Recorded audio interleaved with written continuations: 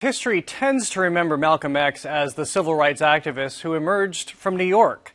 But the truth is, he spent many of his formative years here in Boston as a young man. A new play presented by ArtsEmerson documents that time when, before he was Malcolm X, he was Detroit Red.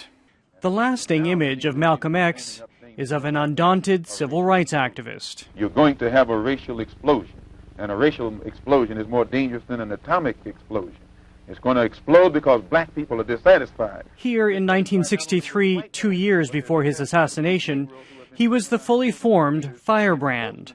But he wasn't, as the new play Detroit Red reminds us, born that way. I'm late 3 months on the bills, and if Ella hears you, she's going to jam me up for the money I don't have. How does one reach their full potential into manhood, into adulthood, you know? So I was always fascinated by this part of him. Will Power is the playwright of Detroit Red, a drama now having its world premiere at ArtsEmerson. He was from Michigan, and they eventually called him Detroit Red, but that's because Lansing Red didn't sound as good, you know what I mean? So he was from East Lansing, which at that point was pretty, rural. Malcolm X, or Malcolm Little as he was known then, referred to himself as a hick when he came to Boston in 1940 to live with his half-sister Ella. He was 16 and would spend 12 years in the city, nearly a third of his short life. When he first got to Boston, rather than getting a job immediately, his sister Ella, which was his older sister but was kind of a matriarchal figure for him, she was like, go explore the city, don't get a job yet, go explore. And so he got on the bus, got on a train, and before he even knew anyone, he just went all around the city and got exposed to these places. Smart boy. You read, don't you? Yes, sir. Working on a few things now, never far from my books. How much differently did you think about him when you actually came to Boston and started working on the piece? Being in Boston gave me just a closer view of who he was during that time, you know? Not just who he was and what he did, but also the places. We met Power at Daryl's restaurant in Roxbury, in the same neighborhood Malcolm X once roamed. It's here where Power himself walked the streets over the last 2 years, talking to longtime Bostonians to get a feel for who Malcolm X was in his youth. I talked to a couple of old guys that knew him in the 40s during this time. I mean, that was crazy. And that's real interesting because, you know, people who know, when you know someone, but you know them before they're like an icon or celebrity, it's not the same things. These guys are like, yeah, I knew Malcolm, he was around talking mess, and, you know, it's not the same like, oh, reverence or something like that, which is real gold for me as a writer. Well, does it get to a point where you think that you can think like him, that you can see like him? Yeah, for me at least as a writer, you tap into his energy.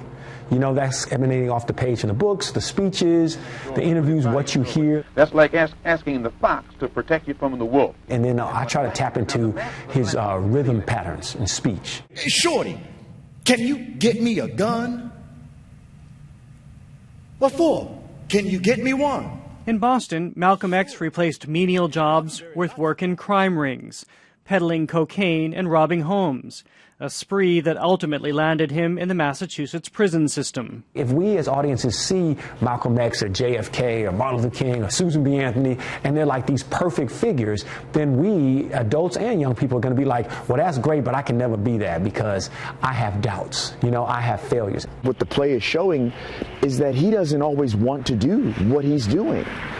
He's constantly working for something greater and bigger. Actor Eric Berryman plays Malcolm X. We met him in front of the home Detroit Red shared with his sister Ella. So this is my first time walking around here. Like Power, Berryman has gone deep down the Malcolm X rabbit hole, studying film, photographs, and writings, determining who he was before he leveraged prison resources to reinvent himself as one of the country's most galvanizing voices. Is it any more daunting for you to be playing a real-life person?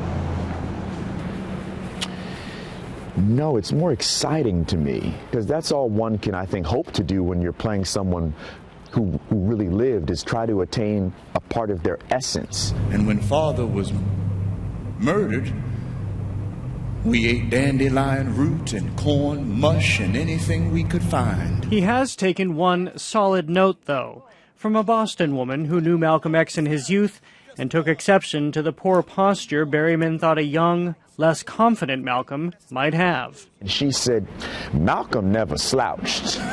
And she said, yeah. She says Malcolm was always had a pride and never slouched, and he was always upright. So I slouch a little less now. Which is the key to understanding the physical and emotional bearing of a man made for monumentality.